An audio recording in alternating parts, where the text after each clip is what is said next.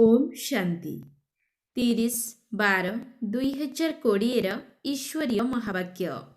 बाबा कहते मीठे बच्चे, सत्य पितांक द्वारा संगम जुगरे तुम मानकु सत्यर वरदान मिलुछि। सेथिपाई तुमे केबे हेले मिछ कहि परिबो नाही। सत्य पितांक द्वारा संगम जुगरे तुम मानकु सत्यर वरदान मिलुछि। सेथिपाई तुमे केबे हेले मिछ कहि परिबो नाही। प्रश्न, निर्विकारी हेबा पाई तुम मानकु केउ पुरुषार्थ निश्चित करिबाकु हेबो? निर्विकारी हेबा पाई तुम मानकु केउ पुरुषार्थ निश्चित करिबाकु हेबो? उत्तर, आत्म अभिमानी हेबार पुरुषार्थ निश्चित करिबाकु हेबो। तेणु भ्रुकुटी मध्यरे आत्मा को ही देखिबाकु अभ्यास कर। आत्मा होई आत्मा सहित कथावार्ता कर। आत्मा होई शुण, देह प्रति दृष्टि न जाऊ। एहा ही हेउछि मुख्य कथा, जहा पाई परिश्रम करिबाकु हेबो एवं एही परिश्रम करिबारे ही विघ्न पड़ी थाए। सेथिपाई जेते दूर संभव एही अभ्यास कर जे मु आत्मा अटे, मु आत्मा अटे। गीत ओम नमः शिवाय। ओम शांति। मधुर संतान मानकु बाबा स्मरण कराई देउछन्ति जे सृष्टि चक्र किपरि घुरुछि। एबे तुमे माने जानुछ, आमे जहा सबु बाबांक ठारु जानुछु, बाबा जेउ रास्ता बताउछन्ति एकथा दुनिया रे केही भी जानि नाहंती। निजे ही पूज्य, निजे ही पूजारीर अर्थ को मध्य तुम मानकु बुझाउछन्ति। जे पूज्य विश्वर मालिक हेउछन्ति, सेही माने पुनि पूजारी हेउछन्ति। परमात्मांक निमंते एहीपरि कुहा जाई परिबो नाही। एबे तुमर स्मृति आसुछि जे एहा बिल्कुल ठीक कथा। सृष्टिर आदि मध्य अंतर समाचार बाबा ही शुणाउछन्ति। आउ काहाको मध्य ज्ञानर सागर कुहाजिब नाही। एही महिमा श्रीकृष्णकर नुह। कृष्ण नाम तो शरीरर अटेना, से शरीरधारी अटंती। तांक पाखरे एही समस्त ज्ञान न थाए। एबे तुमी जानुछ, तांकर आत्मा मध्य एबे बाबांक ठारु शुणुछि। एहा केते विचित्र कथा ना। एकथा बाबांक बिना केही बुझाई पारिबे नाही। एपरि तो बहुत साधु सन्थ भिन्न भिन्न प्रकारर हठ जोग शिखाउछन्ति। से सबु हेउछि भक्ति मार्ग। सत्य जुगरे तुमी काहार भी पूजा करिब नाही। सेठारे तुमी पूजारी हेब नाही। तांकु कुहा जाउछि पूज्य, देवी देवता। सेमाने सत्य जुगरे थिले, एबे नाहंती। सेही पूज्य देवी देवता माने पुणी एबे पूजारी होई जाइछन्ति। बाबा कहउछन्ति, ये ब्रह्मा मध्य पूजा करुथिले ना। सारा दुनिया वर्तमान पूजारी होई जाइछि। नुआ दुनिया रे एकमात्र पूज्य देवी देवता धर्म रहिबो। एबे पिलामानकर स्मृति रे आसुछि। वास्तव रे ड्रामार प्लान अनुसारे एहा बिल्कुल ठीक कथा। वास्तव रे एहा गीतार अध्याय अटे। केवल गीतारे नाम बदलाई दैछन्ति। जाहाकु बुझाइबा पाई ही तुमे परिश्रम करुछ। 2500 वर्षरु गीता ज्ञान श्रीकृष्ण देइथिले बुली बुझी आसुछन्ति। एबे एही गोटिए जन्मरे बुझिबाकु हेबो जे गीता ज्ञान निराकार भगवान शुणाइथिले। एथिरे समय तो लागिब ना।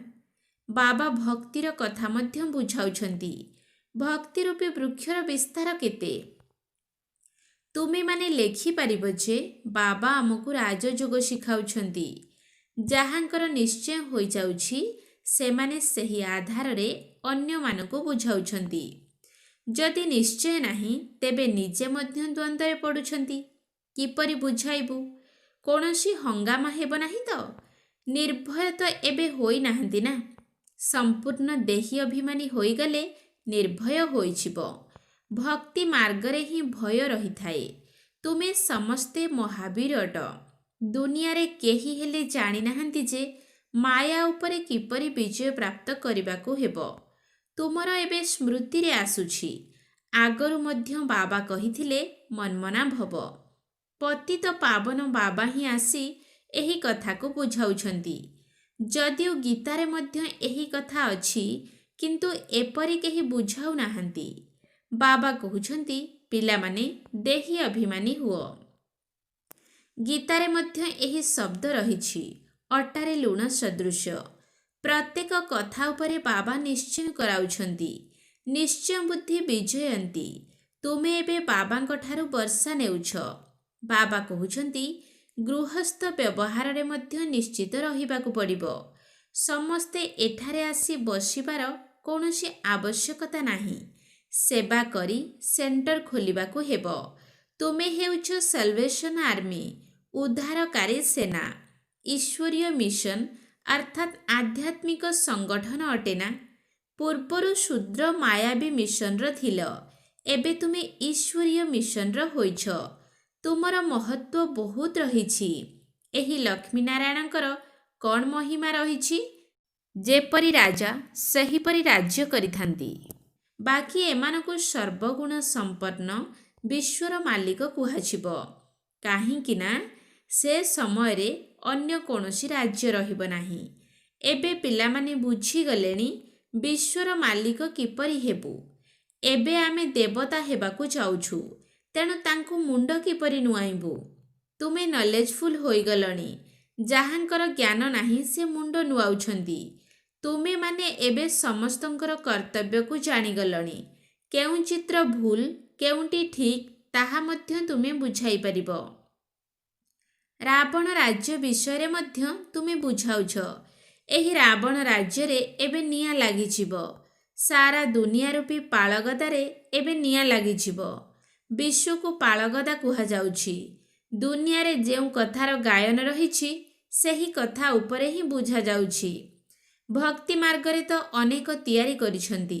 ବାସ୍ତବରେ ଅସଲ ପୂଜା ହେଉଛି ଶିବବାବାଙ୍କର ପୂଜା, ପୁଣି ବ୍ରହ୍ମା ବିଷ୍ଣୁ ଶଙ୍କରଙ୍କର ତ୍ରିମୂର୍ତ୍ତି ଚିତ୍ର ସଠିକ୍ ଚିତ୍ର ଅଟେ।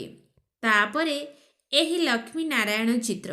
ବାସ୍, ତ୍ରିମୂର୍ତ୍ତି ଚିତ୍ରରେ ବ୍ରହ୍ମା ସରସ୍ୱତୀ ମଧ୍ୟ ଆସିଯାଉଛନ୍ତି। ଭକ୍ତି ମାର୍ଗରେ କେତେ ଚିତ୍ର ତିଆରି କରୁଛନ୍ତି। ହନୁମାନଙ୍କର ମଧ୍ୟ ପୂଜା କରୁଛନ୍ତି। ତୁମେ ମହାବୀର ହେଉଛ ନା। ମନ୍ଦିରରେ ମଧ୍ୟ କାହାର ହାତୀ ଅଥବା ଘୋଡ଼ା ଉପରେ ବସିବାର ଚିତ୍ର ଦେଖାଇଥାନ୍ତି। ବାସ୍ତବରେ ଏପରି ତ ହୋଇନଥାଏ। ବାବା କହୁଛନ୍ତି ମହାରଥୀ ଅର୍ଥାତ୍ ହାତୀ ଉପରେ ସବାରି। ସେମାନେ ପୁଣି ହାତୀ ଉପରେ ସବାରି କରିଦେଇଛନ୍ତି। ଏକଥା ମଧ୍ୟ ବୁଝାଉଛନ୍ତି କିପରି ହାତୀକୁ କୁମ୍ଭୀର ଖାଉଛି। ବାବା ବୁଝାଉଛନ୍ତି ମହାରଥୀମାନଙ୍କୁ ମଧ୍ୟ କେବେ କେବେ ମାୟାରୂପୀ କୁମ୍ଭୀର ଗ୍ରାସ କରିଦେଉଛି। ତୁମେମାନେ ଏବେ ଜ୍ଞାନ ଶୁଣୁଛ, ତେଣୁ ଏହି ମାର୍ଗରେ ଭଲ ଭଲ ମହାରଥୀମାନଙ୍କୁ ମଧ୍ୟ ମାୟା ହରାଇ ଦେଉଛି। ଏହା ହେଉଛି ଜ୍ଞାନର କଥା। ଏହାକୁ କେହି ବର୍ଣ୍ଣନା କରିପାରିବେ ନାହିଁ। ବାବା କହୁଛନ୍ତି ଏବେ ନିର୍ବିକାରୀ ହୋଇ ଦୈବୀ ଗୁଣକୁ ଧାରଣ କରିବାକୁ ହେବ। ପ୍ରତି କଳ୍ପରେ ବାବା ଆସି କହୁଛନ୍ତି କାମ ମହାଶତ୍ରୁ ଅଟେ। ଏଥିରେ ହିଁ ପରିଶ୍ରମ ରହିଛି। ଏହା ଉପରେ ତୁମେ ବିଜୟ ପ୍ରାପ୍ତ କରୁଛ। ତୁମେ ପ୍ରଜାପିତା ବ୍ରହ୍ମାଙ୍କର ସନ୍ତାନ, ତେଣୁ ପରସ୍ପର ଭାଇ ଭଉଣୀ ହୋଇଗଲ। ବାସ୍ତବରେ ତୁମେ ହେଉଛ ଆତ୍ମା। ଆତ୍ମା ଆତ୍ମା ସହିତ କଥା ହେଉଛି। ଆତ୍ମା ହିଁ ଏହି କାନ ଦ୍ୱାରା ଶୁଣୁଛି। ଏହାକୁ ମନେ ରଖିବାକୁ ପଡ଼ିବ। ଆମେ ଆତ୍ମାକୁ ଶୁଣାଉଛୁ, ଦେହକୁ ନୁହେଁ। ବାସ୍ତବରେ ଆମେ ଆତ୍ମା ଭାଇ ଭାଇ ଅଟୁ, ପୁଣି ପରସ୍ପର ଭାଇ ଭଉଣୀ ମଧ୍ୟ ଅଟୁ। ଆତ୍ମାକୁ ପୁଣି ଆତ୍ମା ଭାଇକୁ ଶୁଣାଇବାକୁ ପଡ଼ୁଛି। ତେଣୁ ଆତ୍ମା ଆଡ଼କୁ ଦୃଷ୍ଟି ଯିବା ଉଚିତ। ମୁଁ ଭାଇକୁ ଶୁଣାଉଛି, ଭାଇ ଶୁଣୁଛ? ହଁ, ମୁଁ ଆତ୍ମା ଶୁଣୁଛି।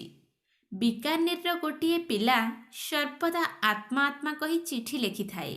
ମୁଁ ଆତ୍ମା ଏହି ଶରୀର ଦ୍ୱାରା ଲେଖୁଛି। ମୋ ଆତ୍ମାର ଏହା ହିଁ ବିଚାର ଅଟେ। ମୋ ଆତ୍ମା ଏହା କରୁଛି। ତେବେ ଆତ୍ମ ଅଭିମାନୀ ହେବା ବହୁତ ପରିଶ୍ରମର କଥା ନା। ମୋ ଆତ୍ମା ନମସ୍କାର କରୁଛି। ଯେପରି ବାବା କହୁଛନ୍ତି ରୁହାନୀ ସନ୍ତାନମାନେ, ତେବେ ତୁମମାନଙ୍କୁ ଭ୍ରୁକୁଟି ଆଡ଼କୁ ଦେଖିବାକୁ ପଡ଼ିବ। ଆତ୍ମା ହିଁ ଶୁଣୁଛି, ମୁଁ ଆତ୍ମାଙ୍କୁ ଶୁଣାଉଛି। ତୁମମାନଙ୍କର ଦୃଷ୍ଟି ଆତ୍ମା ଉପରେ ପଡ଼ିବା ଦରକାର। ଆତ୍ମା ଭ୍ରୁକୁଟି ମଧ୍ୟରେ ରହିଛି। ଶରୀର ଉପରେ ଦୃଷ୍ଟି ପଡ଼ିଲେ ବିଘ୍ନ ଆସିଥାଏ। ତୁମକୁ ଆତ୍ମା ସହିତ କଥାବାର୍ତ୍ତା ହେବାକୁ ପଡ଼ିବ। ଆତ୍ମାକୁ ହିଁ ଦେଖିବାକୁ ହେବ। ଦେହ ଅଭିମାନକୁ ଛାଡ଼ିବାକୁ ହେବ। ଆତ୍ମା ଜାଣିଛି। ବାବା ମଧ୍ୟ ଏଠାରେ ଭ୍ରୁକୁଟି ମଧ୍ୟରେ ବସିଛନ୍ତି। ତାଙ୍କୁ ଆମେ ନମସ୍କାର କରୁଛୁ। ବୁଦ୍ଧିରେ ଏବେ ଏହି ଜ୍ଞାନ ଅଛି ଯେ ଆମେ ଆତ୍ମା। ଆତ୍ମା ହିଁ ଶୁଣୁଛି। ଏହି ଜ୍ଞାନ ଆଗରୁ ନଥିଲା। ଅଭିନୟ କରିବା ପାଇଁ ଏହି ଦେହ ମିଳିଛି। ସେଥିପାଇଁ ଦେହ ଉପରେ ନାମ ରଖାଯାଇଛି। ବର୍ତ୍ତମାନ ତୁମକୁ ଦେହୀ ଅଭିମାନୀ ହୋଇ ଘରକୁ ଯିବାକୁ ହେବ। ଅଭିନୟ କରିବା ପାଇଁ ହିଁ ଏହି ନାମ ରଖାଯାଇଛି। ନାମ ବିନା କାରବାର ଚାଲିପାରିବ ନାହିଁ। ସେଠାରେ ମଧ୍ୟ କାରବାର ତ ଚାଲିବ ନା, କିନ୍ତୁ ତୁମେ ସତୋପ୍ରଧାନ ହୋଇଯାଉଛ। ସେଥିପାଇଁ ସେଠାରେ କୌଣସି ବିକର୍ମ ହେବ ନାହିଁ। ବିକର୍ମ ହେବା ପରି କାମ ତୁମେ କରିବ ନାହିଁ, କାରଣ ସେଠାରେ ମାୟାର ରାଜ୍ୟ ହିଁ ରହିବ ନାହିଁ। ଏବେ ବାବା କହୁଛନ୍ତି ତୁମ ଆତ୍ମାମାନଙ୍କୁ ଘରକୁ ଯିବାକୁ ହେବ। ଏହା ତ ପୁରୁଣା ଶରୀର। ଏହାପରେ ପୁଣି ସତ୍ୟ ତ୍ରେତା ଯୁଗକୁ ଯିବ। ସେଠାରେ ଜ୍ଞାନର ଆବଶ୍ୟକତା ନାହିଁ। ଏଠାରେ ତୁମକୁ ଜ୍ଞାନ କାହିଁକି ଦେଉଛନ୍ତି? କାରଣ ତୁମେମାନେ ଦୁର୍ଗତିକୁ ପ୍ରାପ୍ତ କରିଛ। କର୍ମ ତ ସେଠାରେ ମଧ୍ୟ କରିବାକୁ ପଡ଼ିବ, କିନ୍ତୁ ତାହା ଅକର୍ମ ହୋଇଯିବ। ଏବେ ବାବା କହୁଛନ୍ତି ହାତ କାର ଡେ, ଅର୍ଥାତ୍ ହାତରେ କାମ, ବୁଦ୍ଧିରେ ବାବା। ଆତ୍ମା ବାବାଙ୍କୁ ସ୍ମରଣ କରୁଛି। ସତ୍ୟ ଯୁଗରେ ତୁମେମାନେ ପବିତ୍ର ହେବ, ତେଣୁ ତୁମର ସମସ୍ତ କାରବାର ମଧ୍ୟ ପବିତ୍ର ହେବ। ତମ ପ୍ରଧାନ ରାବଣ ରାଜ୍ୟରେ ତୁମର କାର୍ଯ୍ୟ ବ୍ୟବହାର ତ୍ରୁଟିପୂର୍ଣ୍ଣ ହୋଇଯାଉଛି। ସେଥିପାଇଁ ମନୁଷ୍ୟ ତୀର୍ଥଯାତ୍ରା ଆଦିକୁ ଯାଉଛନ୍ତି। ସତ୍ୟ ଯୁଗରେ କୌଣସି ପାପ କରିବେ ନାହିଁ, ଯାହା ଫଳରେ ତୀର୍ଥକୁ ଯିବାକୁ ହେବ। ସେଠାରେ ତୁମେ ସବୁ କାମ ସତ୍ୟ ହିଁ କରିବ, କାରଣ ଏବେ ସତ୍ୟର ବରଦାନ ମିଳିଯାଇଛି। ସେଠାରେ ବିକାରର କଥା ହିଁ ନାହିଁ। କାର୍ଯ୍ୟ ବ୍ୟବହାରରେ ମଧ୍ୟ ମିଥ୍ୟାର ଆବଶ୍ୟକତା ନାହିଁ। ଏଠାରେ ତ ବହୁତ ଲୋଭ ରହିଛି, ତେଣୁ ମନୁଷ୍ୟ ଚୋରି ଠକାମି ଆଦି କରୁଛନ୍ତି। ସେଠାରେ ଏକଥା ନଥିବ। ଡ୍ରାମା ଅନୁସାରେ ତୁମେ ଏହିପରି ଫୁଲ ହୋଇଯାଉଛ। ତାହା ନିର୍ବିକାରୀ ଦୁନିଆ। ଏହା ବିକାରୀ ଦୁନିଆ। ସାରା ଖେଳ ଏବେ ତୁମମାନଙ୍କର ବୁଦ୍ଧିରେ ଅଛି। ବର୍ତ୍ତମାନ ସମୟରେ ହିଁ ପବିତ୍ର ହେବା ପାଇଁ ପରିଶ୍ରମ କରିବାକୁ ପଡ଼ିବ। ଯୋଗବଳ ଦ୍ୱାରା ତୁମେ ବିଶ୍ୱର ମାଲିକ ହେଉଛ। ଏଥିରେ ଯୋଗବଳ ହେଲା ମୁଖ୍ୟ। ବାବା କହୁଛନ୍ତି ଭକ୍ତି ମାର୍ଗର ଯଜ୍ଞ ତପ ଆଦି ଦ୍ୱାରା କେହି ବି ମୋତେ ପ୍ରାପ୍ତ କରିପାରିବେ ନାହିଁ। ସମସ୍ତଙ୍କୁ ସତୋ ରଜୋ ତମୋରେ ଆସିବାକୁ ହିଁ ହେବ। ଏହି ଜ୍ଞାନ ବହୁତ ସହଜ ଏବଂ ରମଣୀକ ଅଟେ। ଏଥିରେ ମେହନତ ମଧ୍ୟ ରହିଛି। ଏହି ଯୋଗର ହିଁ ମହିମା ରହିଛି, ଯାହାଦ୍ୱାରା ତୁମକୁ ସତୋପ୍ରଧାନ ହେବାକୁ ପଡ଼ିବ। ତମୋପ୍ରଧାନରୁ ସତୋପ୍ରଧାନ ହେବାର ରାସ୍ତା ବାବା ହିଁ ବତାଉଛନ୍ତି। ଦ୍ୱିତୀୟ କେହି ଏହି ଜ୍ଞାନ ଦେଇପାରିବେ ନାହିଁ। ଯଦିଓ କେହି ଚନ୍ଦ୍ରପୃଷ୍ଠକୁ ଯାଉଛନ୍ତି, କେହି ପାଣି ଉପରେ ମଧ୍ୟ ଚାଲି ଯାଉଛନ୍ତି, କିନ୍ତୁ ତାହା କୌଣସି ରାଜଯୋଗ ନୁହେଁ। ନରରୁ ନାରାୟଣ ତ ହୋଇପାରିବେ ନାହିଁ। ଏଠାରେ ତୁମେ ବୁଝୁଛ ଯେ ଆମେ ଆଦି ସନାତନ ଦେବୀ ଦେବତା ଧର୍ମର ଥିଲୁ, ପୁଣି ଏବେ ହେବାକୁ ଯାଉଛୁ। ଏବେ ସ୍ମୃତି ଆସୁଛି ଯେ ବାବା କଳ୍ପ ପୂର୍ବରୁ ମଧ୍ୟ ଏହିପରି ବୁଝାଇଥିଲେ। ବାବା କହୁଛନ୍ତି ନିଶ୍ଚୟ ବୁଦ୍ଧି ବିଜୟନ୍ତୀ। ଯାହାର ନିଶ୍ଚୟ ନଥିବ ସେ ଶୁଣିବାକୁ ଆସିବ ହିଁ ନାହିଁ। କେହି କେହି ନିଶ୍ଚୟ ବୁଦ୍ଧିରୁ ପୁଣି ସଂଶୟ ବୁଦ୍ଧି ମଧ୍ୟ ହୋଇଯାଉଛନ୍ତି। ବହୁତ ଭଲ ଭଲ ମହାରଥୀମାନେ ମଧ୍ୟ ସଂଶୟରେ ଆସିଯାଉଛନ୍ତି। ମାୟାର ସାମାନ୍ୟ ତୋଫାନ ଆସିବା ଦ୍ୱାରା ଦେହ ଅଭିମାନ ଆସିଯାଉଛି। ବାପ୍ ଦାଦା ଉଭୟ କମ୍ବାଇନ୍ଡ ଅର୍ଥାତ୍ ଏକତ୍ର ଅଛନ୍ତି ନା? ଶିବବାବା ଜ୍ଞାନ ଦେଇ ପୁଣି ଚାଲି ଯାଉଛନ୍ତି, ଅଥବା କ'ଣ ହେଉଛି କିଏ କହିବ? ବାବାଙ୍କୁ କ'ଣ ପଚାରିବ ଯେ ତୁମେ ସର୍ବଦା ରହୁଛ ନା ଚାଲି ଯାଉଛ? ବାବାଙ୍କୁ ତ ଏକଥା ପଚାରି ପାରିବ ନାହିଁ ନା। ବାବା କହୁଛନ୍ତି ମୁଁ ତୁମକୁ ପତିତରୁ ପବିତ୍ର ହେବା ପାଇଁ ରାସ୍ତା ବତାଉଛି। ଆସୁଛି ଯାଉଛି। ମୋତେ ତ ବହୁତ କାମ କରିବାକୁ ପଡ଼ୁଛି। ପିଲାମାନଙ୍କ ପାଖକୁ ମଧ୍ୟ ଯାଇ ତାଙ୍କ ଦ୍ୱାରା କାର୍ଯ୍ୟ କରାଉଛି। ଏଥିରେ ସଂଶୟର କୌଣସି କଥା ନାହିଁ। ଆମର କାମ ହେଉଛି ବାବାଙ୍କୁ ମନେ ପକାଇବା, କିନ୍ତୁ ସଂଶୟ ଆସିଲେ ତଳକୁ ଖସି ଯାଉଛନ୍ତି। ମାୟା ଜୋରରେ ଚାପୁଡ଼ା ମାରିଦେଉଛି। ବାବା କହୁଛନ୍ତି ବହୁତ ଜନ୍ମର ଅନ୍ତ, ଶେଷ ଜନ୍ମର ମଧ୍ୟ ବାନପ୍ରସ୍ଥ ଅବସ୍ଥାରେ ଏହାଙ୍କର ମଧ୍ୟରେ ଆସୁଛି। ପିଲାମାନଙ୍କର ନିଶ୍ଚୟ ରହିଛି। ବାସ୍ତବରେ ବାବା ହିଁ ଆମକୁ ଏହି ଜ୍ଞାନ ଦେଉଛନ୍ତି, ଆଉ କେହି ଦେଇପାରିବେ ନାହିଁ। ତଥାପି ମଧ୍ୟ ଏହି ନିଶ୍ଚୟରୁ କେତେକ ତଳକୁ ଖସି ଯାଉଛନ୍ତି। ଏକଥା ବାବା ଜାଣିଛନ୍ତି। ତୁମକୁ ପବିତ୍ର ହେବାକୁ ପଡ଼ିବ। ତେଣୁ ବାବା କହୁଛନ୍ତି ମୋତେ ମନେ ପକାଅ, ଆଉ କୌଣସି କଥାରେ ପଡ଼ ନାହିଁ। ତୁମେମାନେ ଏପରି କଥା କହୁଛ, ତେଣୁ ଜଣା ପଡ଼ିଯାଉଛି ଯେ ତୁମର ପକ୍କା ନିଶ୍ଚୟ ନାହିଁ। ପ୍ରଥମେ ଗୋଟିଏ କଥା ଉପରେ ନିଶ୍ଚୟ ରଖ, ଯାହାଦ୍ୱାରା ତୁମର ପାପ ନାଶ ହେବ। ବାକି ଫାଲତୁ କଥା କହିବାର ଆବଶ୍ୟକତା ନାହିଁ। ବାବାଙ୍କୁ ମନେ ପକାଇଲେ ବିକର୍ମ ବିନାଶ ହେବ। ପୁଣି ଆଉ କୌଣସି କଥାରେ କାହିଁକି ଆସୁଛ? ଦେଖ, ଯଦି କେହି ପ୍ରଶ୍ନ ଉତ୍ତରରେ ଦ୍ୱନ୍ଦ୍ୱରେ ପଡ଼ୁଛନ୍ତି, ତେବେ ତାଙ୍କୁ କୁହ ତୁମେ ଏହି କଥାକୁ ଛାଡ଼ି ଏକମାତ୍ର ବାବାଙ୍କ ସ୍ମୃତିରେ ରହିବାର ପୁରୁଷାର୍ଥ କର। ଯଦି ସଂଶୟରେ ଆସିବେ, ତେବେ ପାଠପଢ଼ା ହିଁ ଛାଡ଼ିଦେବେ। ତେବେ ତାଙ୍କର କଲ୍ୟାଣ ମଧ୍ୟ ହେବ ନାହିଁ। ନାଡ଼ି ଦେଖି ବୁଝାଅ। ସଂଶୟ ଆସିଲେ ଗୋଟିଏ ପଏଣ୍ଟ ଉପରେ ପକ୍କା କରିବା ଉଚିତ। ବହୁତ ଯୁକ୍ତିର ସହିତ ବୁଝାଇବାକୁ ପଡ଼ୁଛି।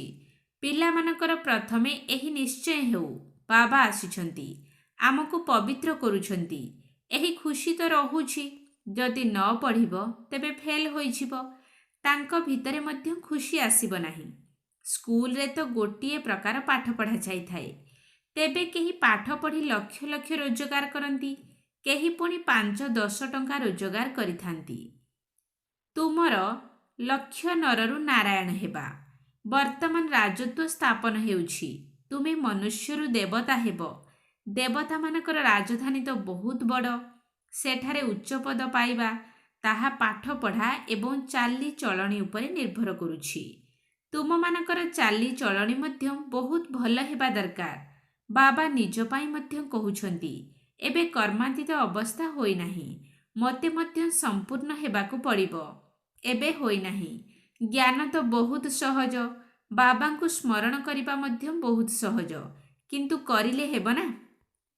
ଆଚ୍ଛା, ମିଠା ମିଠା ଶିକିଲଧେ ସନ୍ତାନମାନଙ୍କ ପ୍ରତି ମାତା ପିତା ବାପ ଦାଦାଙ୍କର ମଧୁର ସ୍ନେହଭରା ସ୍ମୃତି ଏବଂ ସୁପ୍ରଭାତ।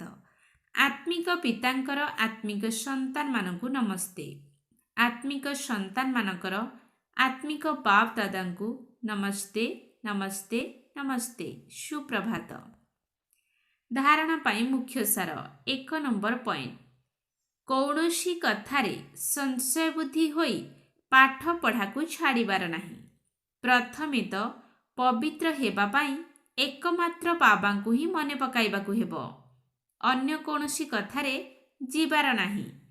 2 ନମ୍ବର ପଏଣ୍ଟ, ଶରୀର ପ୍ରତି ଦୃଷ୍ଟି ଯିବା ଦ୍ୱାରା ବିଘ୍ନ ଆସିଥାଏ।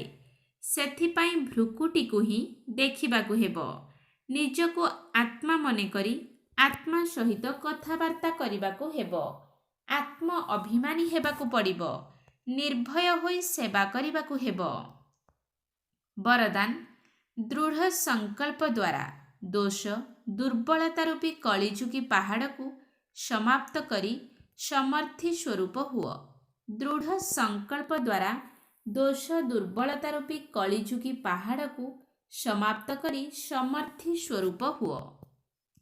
ଭାଙ୍ଗି ପଡ଼ିବା କିମ୍ବା କୌଣସି ସଂସ୍କାର ବା ପରିସ୍ଥିତିର ବଶୀଭୂତ ହେବା କିମ୍ବା କୌଣସି ବ୍ୟକ୍ତି ବା ବୈଭବ ପ୍ରତି ଆକର୍ଷିତ ହେବା, ଏହି ସମସ୍ତ ଦୁର୍ବଳତା ରୂପୀ କଳିଯୁଗୀ ପାହାଡ଼କୁ ଦୃଢ଼ ସଂକଳ୍ପର ଆଙ୍ଗୁଳି ଲଗାଇ ସଦାକାଳ ପାଇଁ ସମାପ୍ତ କର, ଅର୍ଥାତ୍ ବିଜୟୀ ହୁଅ।